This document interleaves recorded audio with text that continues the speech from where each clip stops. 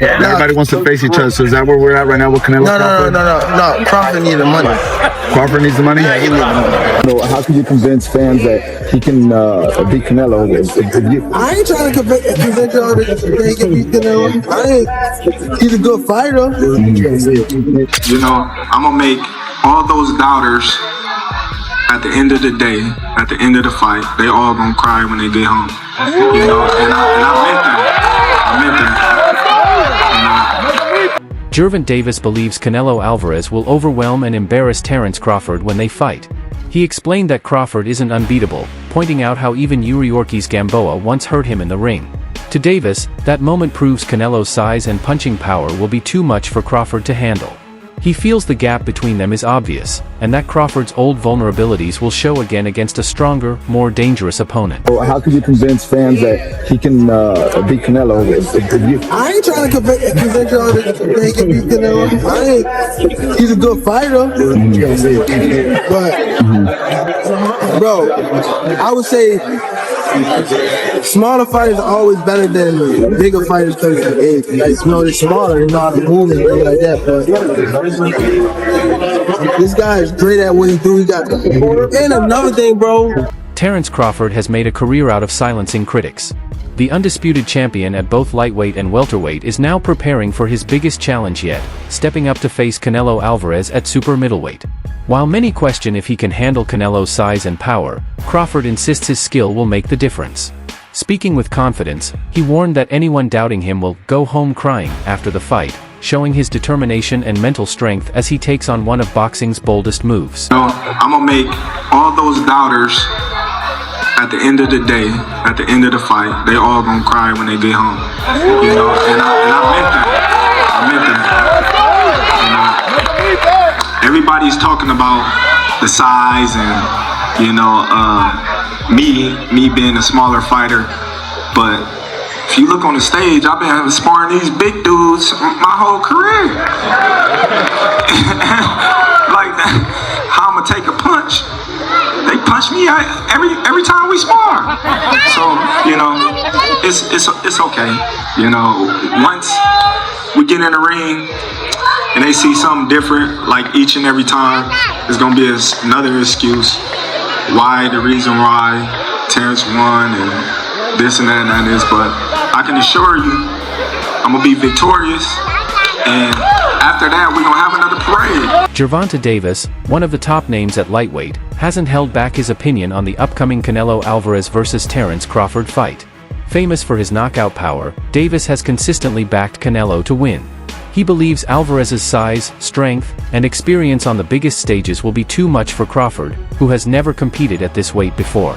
In Davis's view, Canelo's track record of success in multiple divisions makes him the clear favorite, even against a fighter as talented as Crawford. Between Canelo and Terence Crawford, Tank is going to pick Canelo to knock Crawford out.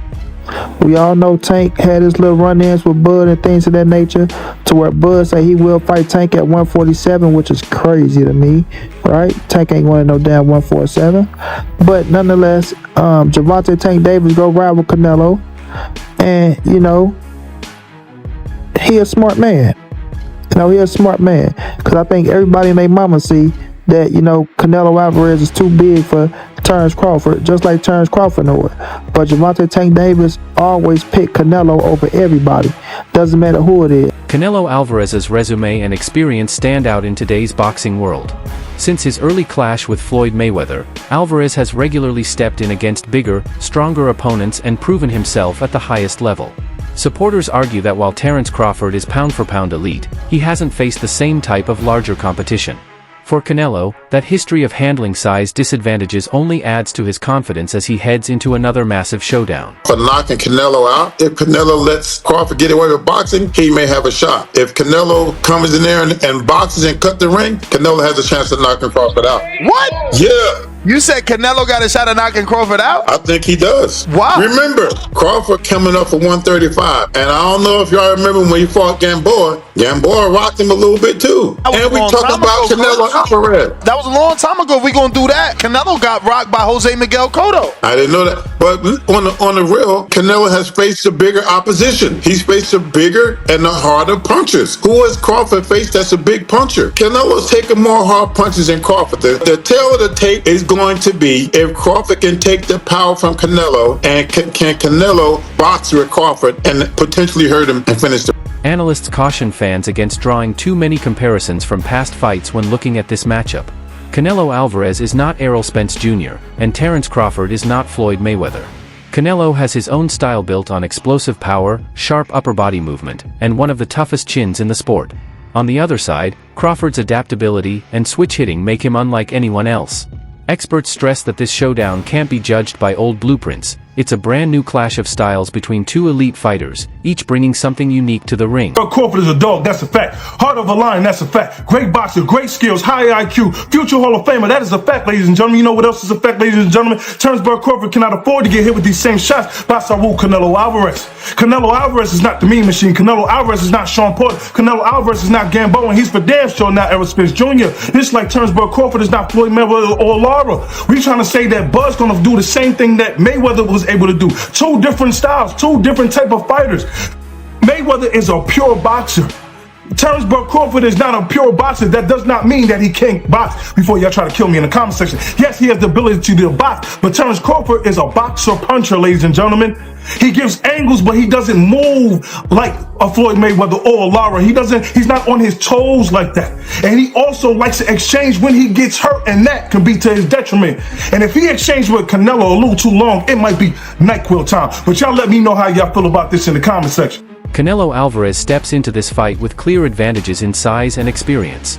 Competing at 168 pounds is second nature for him, and he has already shared the ring with several Hall of Fame-level fighters.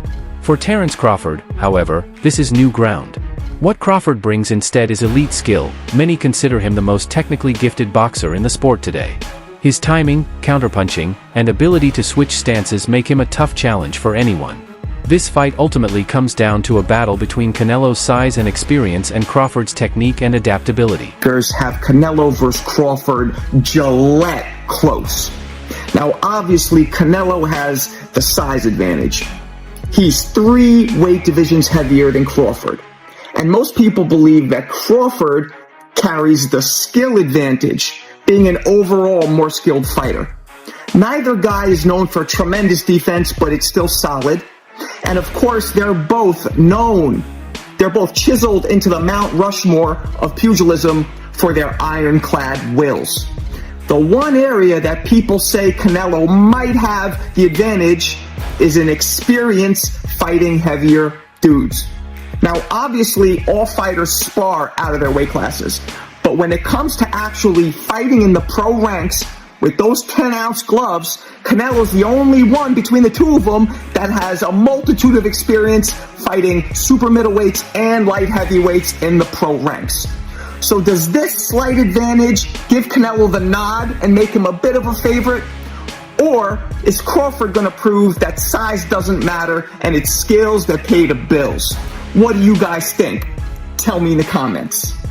Veteran trainer Abel Sanchez has serious doubts about Terence Crawford stepping up to fight Canelo Alvarez. He pointed out that Crawford has never competed at this weight or against someone with Canelo's natural size, making the move a major risk. Sanchez warned that moving up too fast can create disadvantages that skill alone can't fix. To illustrate his point, he mentioned Dimitri Bivol's win over Canelo. Even though Bivol had the size and style advantage as a natural light heavyweight, he still had to deliver a flawless performance to get the victory. For Sanchez, this highlights how much tougher the challenge will be for Crawford, who lacks that same size advantage. His message was clear: Crawford is walking into one of the steepest tests of his career. He'll be a first ballot Hall of Famer. I just think that moving up in weight without having fights to merit that, I think it's the wrong move. But he couldn't handle a 154-pounder the way that he was handling everybody else before. And Madrimov is not Canelo. Canelo's been used to fighting all the bigger guys and has done very well with the bigger guys. Nobody's hurt him. Nobody's heard of him. He's fought the biggest punch. He fought Gennady. Come on, he fought Gennady twice, really the good fights, and then Bivol hit him with everything and couldn't hurt him. So how's Terence gonna do that? I don't think he can. I see Canelo going away maybe in a 16-12, 17-13 kind of fight. The first 3 or 4 rounds will be difficult for Canelo, or a little harder for Canelo because of the speed.